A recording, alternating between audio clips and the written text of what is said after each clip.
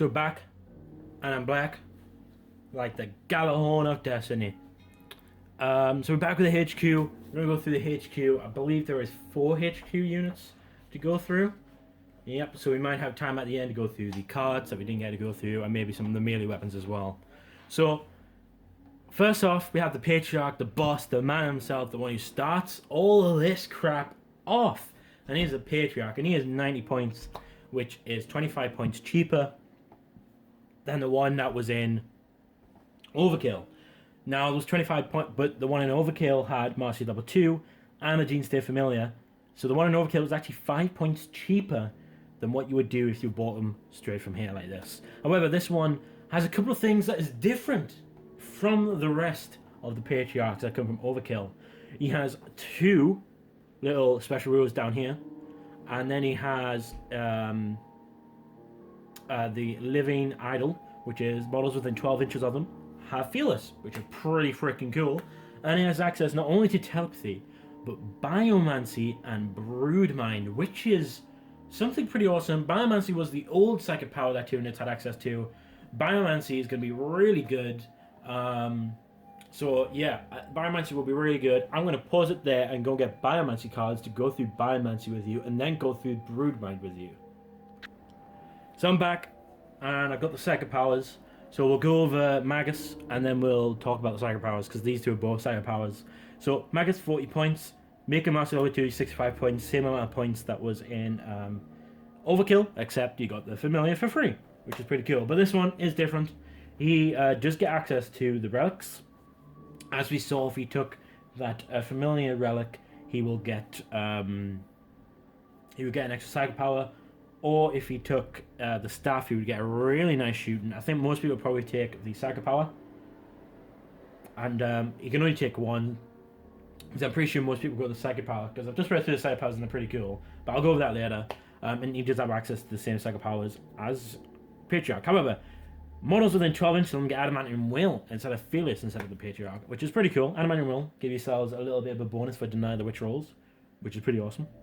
That's pretty cool, because that means he'll be 9 on a 5+ for Adamantium Will, 4+ for him being a Psyker. So Magos will be designed on a 4+, and if anything's out there at Master level 1, 3+, which is pretty cool. Force Stab as well, so he gives him access to Force. And then he has the Cult Ambush, which Patriarch had as well, which I missed. And then this Return of the Shadows and Unquestioning Loyalty.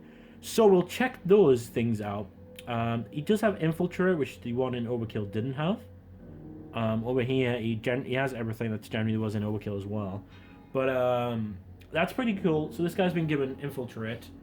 So let's just check out these special little abilities. Let's try and find where these are. They're probably at the back here, if anywhere. So, Cult Ambush. Units with this special role that infiltrate or that arrive from a reserve or ongoing reserves can choose to roll on the Cult Ambush table, opposite. Instead of deploying or arriving from reserves normally, unless otherwise specified, ambushing units move onto the table as described for other reserves and cannot move any further during the movement phase of the turn they deploy or arrive in the battlefield. Units cannot use the Cult Ambush special rule whilst they are embarked inside a vehicle. Return to the Shadows. Instead of moving in your movement phase, any unit with this special rule that is not within 6 inches of an enemy models can be removed from the battlefield and placed in the ongoing reserves. A unit cannot return to the Shadows in the same turn it arrives from reserves or ongoing reserves, and cannot do so whilst embarked in a vehicle. On Question Loyalty, a model with this special rule automatically passes Lookout Cert attempts and can even make Lookout Cert attempts when fighting in a challenge. That's hell of a good thing for the Patriarch, and a hell of a good thing for, I'm assuming they all have it. So let's just double check. Unquestioned Loyalty. So all the HQ are saved! And that's pretty freaking awesome. So the Cult Ambush table, if you roll 1, you just move on from your own table edge. So 1, you get fucked basically. Number 2, you roll another d6 on a 1 or 2, it comes in from the table edge to the left of your own table edge. On a 3-4, it comes from the right. 5 or 6 you can choose, so outflank. Number 3, you set it anywhere on the table that's 9 inches away from any enemy unit, or you can set them 6 inches away from any enemy unit model. So as long as they can't draw line of sight. Now, of course, drawing line of sight is probably the best choice because then they'll have to move to shoot you, or move to even charge you, unless it's a unit that you want to shoot. So that's pretty cool. Set up the ambushing unit anywhere on the table that is more than 6 inches from any wall. So that's just boom, 6 inches. You're there. You're right in front of his fucking face. Number 5, a deadly trap. After you do it, you immediately make a bonus shooting attack with it if it was the shooting phase, and this does not prevent them from shooting again in the shooting phase. But these bonus cannot cause morale checks, but they do have the pinning special rule. So that's pretty cool. Get a second shooting phase, and then do it. There's a formation later on with Sentinels that get cult ambush, and that would be pretty brutal with Sentinels. The next one, they came from below. You set them up within 3 inches of a unit. And unlike other units that infiltrate or arrive from reserves, the ambushing unit can charge in that first turn, or on the turn they arrive from reserves. Oh my goodness, holy moly, that is too good. That is really good. Imagine if you have your whole army that's coming in via cult ambush, and you roll across the board 6s. That's before the game starts, you know that you're going to be in combat.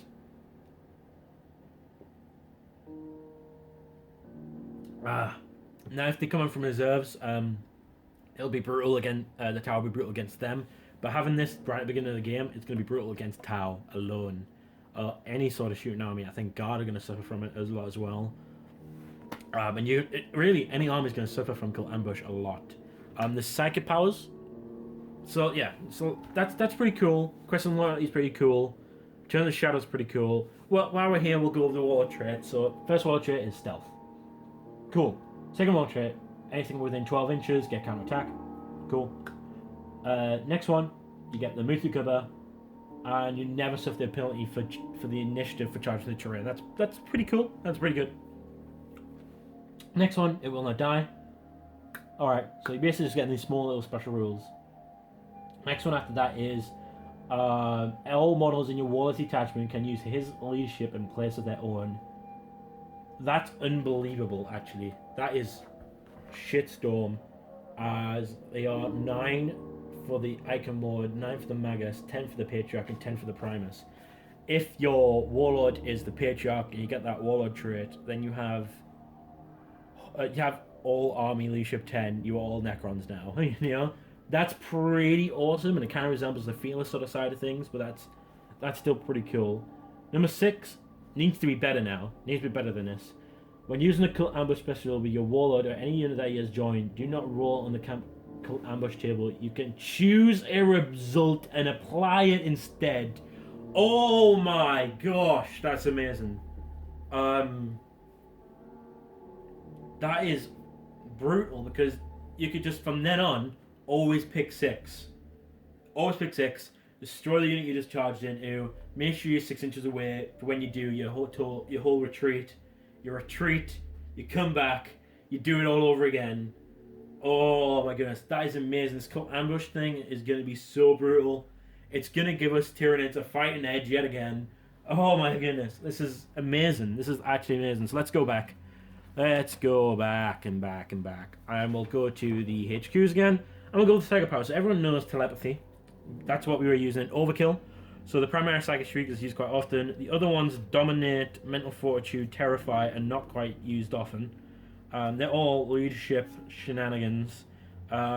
Shrouding was used quite a lot. Invisibility, obviously, invisibility is going to be amazing. And I think, definitely have that invisibility on something like a close combat unit, like the Arborants. I've done it loads of times. It keeps them alive, and it's really, really, really good. So definitely, I think I would try and go for invisibility, but I might try and go for it last. It's not something I need, but it is definitely something that I would want. It is Warp Charge too, so it's probably be difficult to get off if you don't have a lot of Psychic dice on the table. The next one, which has come back to us, is Biomancy, which is from 5th edition, well, 5th edition / 6th edition. It's back when we had our soft back, which is where Tyranids could use this. This is the only Psychic powers we had available to us. We have Smite, which is the Primaris, which is Strength 4, AP 2, Assault 18, and Assault 4. That's one of our only AP2 shooting weapons in the game. Well, not one of them actually. We have quite a lot of AP2 in here. But that's like, just that little extra shooting that can help. Iron Arm is definitely going to be really helpful. I can see it being most helpful on the Patriarch, and then these two are more on the Primus. And that's going to give you +3 strength and toughness. That'll boost the Patriarch up to strength 9, toughness 8. I don't think he's got Furious Charge there. No, he doesn't. But if he did find a way to get Furious Charge, it would become strength 10. But that toughness 8 could be all the world for dealing with so many things. As he would actually, I think, probably have a better stats along the board than something, even the Wraith Knight, apart from the War Gear, of course. But the Iron Arm could come in very handy. I mean, it would just turn this guy into a strength 6, toughness 6. And he's like my Turbogon. This guy, strength 7, toughness 6, and strength 7, toughness 6. And you give him that sword and he becomes strength 8, AP3, toughness 6. I mean, that fucking Iron Arm alone is amazing. And Feeble, -1 to strength and toughness. It's also that's really good. And I think you can really use Enfeeble well with the Webbers. So, you go up to the Marines, you're done Enfeeble, then now strength 3, and now your Webbers become AP3. And now that works really, really well with the Webbers now. And I think that can really come in handy and really help a lot in a couple of situations. Not all of them, but a couple of them. I can see it happening to Crisis Suits, Enfeeble, then Webbers, AP3. So, I can see it happening. Life Leech, extra survivability. It's Assault 2, Strength 6, AP2, 18 inches anyway. So it's still really good that way. But then it's also add an extra wound. Warp Speed, also really good, except that we almost across the board have really good initiative anyway. So I don't think it's that amazing. Endurance, Feel No Pain, and Relentless, 100%. You look at the Arborants, who have all these unwieldy weapons, and you put that on, and now the Relentless and they're going at their initiative. Really cool. Plus they'll have Feel No Pain 4+, which they only have 5+. And on top of that, Eternal Warrior. But imagine if you put that onto, let's say, the Genestealer squad, 20 man strong with a Patriarch, and they've all just become, Relentless, Feel No Pain 4+, Eternal Warriors, and they just come across the board just like, what you got, And then Hemorrhage is not as great, is a tough and test type thing, it's one of those things. Biomancy, 100% going to be used a lot. But there is these new psychic powers which are also causing a little bit of shenanigans. And this is the Broodmind ones, so these are quite nice. I like the purple banner, I like this in the background, it's pretty cool. There's the cards as well, they look pretty sweet. So the Primaris is a 24-inch malediction, and the target's weapon skill, ballistic skill, initiative, and attacks are reduced by 1. Really good Primaris there, all about debuffing. And it works kind of like the aura that was on the Infiltrators. But that's pretty cool. I think that Primaris is pretty nice. The first Psychic Power, which is that was Warp Charge 1, by the way. The first Psychic Power is Warp Charge 1. And this is a blessing. Targets a unit within 24 inches that isn't locked in combat. And that unit gains Relentless and Fleet. That's Relentless again there. In addition, the target can charge even if it ran or fired, but not during its preceding shooting phase. So that's really good. The Broodmind Discipline is really... That psychic stimulus is really good. If that's just the first one, that's just awesome, So that first one is really good, and that can come in handy in a lot of situations, especially the Arborants, especially close combat units that have unwieldy weapons like the Acolytes with the heavy mining tools. It's going to come in a lot of different ways. The next one is a Witchfire, War Charge 1, 24 inches, Strength 5, AP3 Blast. It is the blast, but it's the War Blast from the Zoanthropes. Next one, Warp Charge 1, Might from Beyond, blessing that targets a friendly unit within 12 inches. This psychic power, all models in the target unit add 1 to their strength and also gain range. Just imagine doing that and the Relentless one on the Arborants. You're making yourself a really powerful unit right there alone. Next one is Warp Charge 2 Focused Witchfire, which means if you add more Warp Charge into it, so Warp Charge 3, you can precision shot, essentially. This is 24 inches. Both the Psychic and the target model roll a dice, add their respective leadership values. If the scores are drawn, the target model suffers a -3 penalty to its initiative until the end of the following turn. Nice. If the psychic score is higher, the target also suffers a number of wounds equal to the difference between the two scores. No armor or coercives allowed against wounds caused by mental onslaught. That's really good. There's nothing if you fail there, so there's no downside to doing it. If you tie, boom, you suck, you slow it down. If you win, boom, you just hurt yourself. Suck it, you know? So that's pretty cool. Next one is Mind Control, Warp Charge 2. It is a focus which fires well, and you target a single non-vehicle unit within 24 inches that is not locked in combat. The target immediately makes a shooting attack exactly as if it were one of your own models. The model cannot make an attack that would cause it to hit itself or its own unit in any way. After resolving the shooting attack, the mind-controlled unit model immediately reverts to the owning player's control.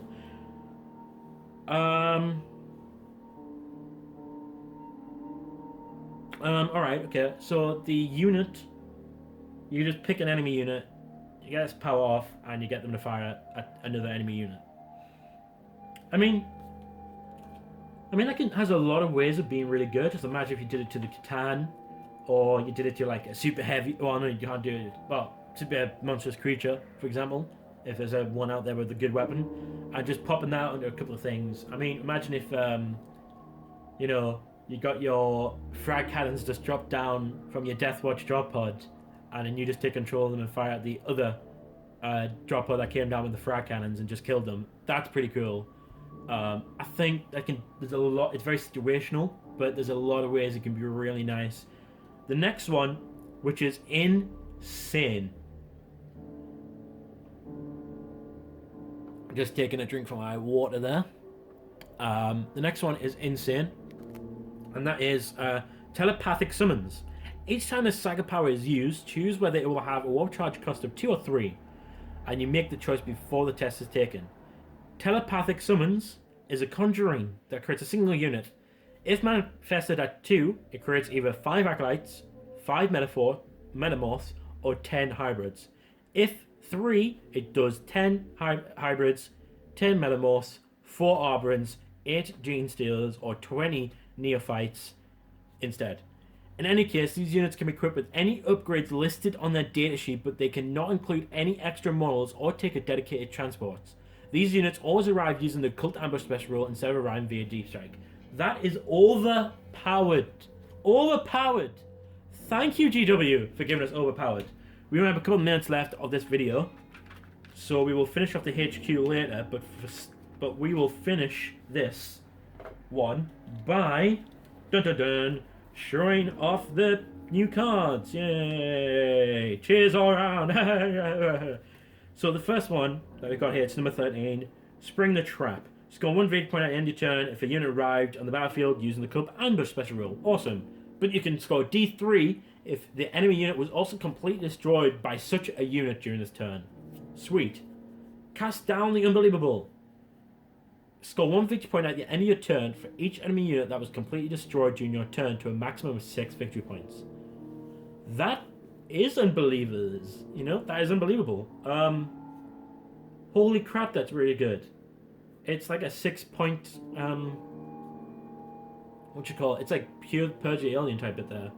I'm looking for the next ones. Number 12.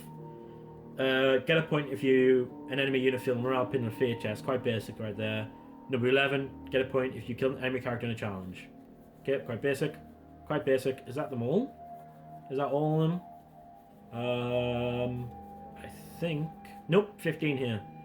Claim the Rightful Dominion. Score D3 victory points at the end of your turn if you controlled an objective matter that was under the control of your opponents at the start of the turn. Alright, pretty cool. That one's used in quite a lot of them. Quite a lot of decks, so I'm not too shocked about that one. The 6-pointer one is pretty cool. The Cult Ambush one is pretty cool. And it replaces just go objectives, so I think generally, alright, that was awesome. Alright, that was cool. Alright. Okay, we can't have everything. But it was definitely very good. We'll come back with a review of the last 2 HQs, and then maybe we can even do the some of the troops as well. So I'll see you later, guys. Make sure to check out the rest. This is a really good codex. We've been waiting a long time for something Tyranid, and we finally got it. So come back later, guys. There will be another video. Soony as a doony.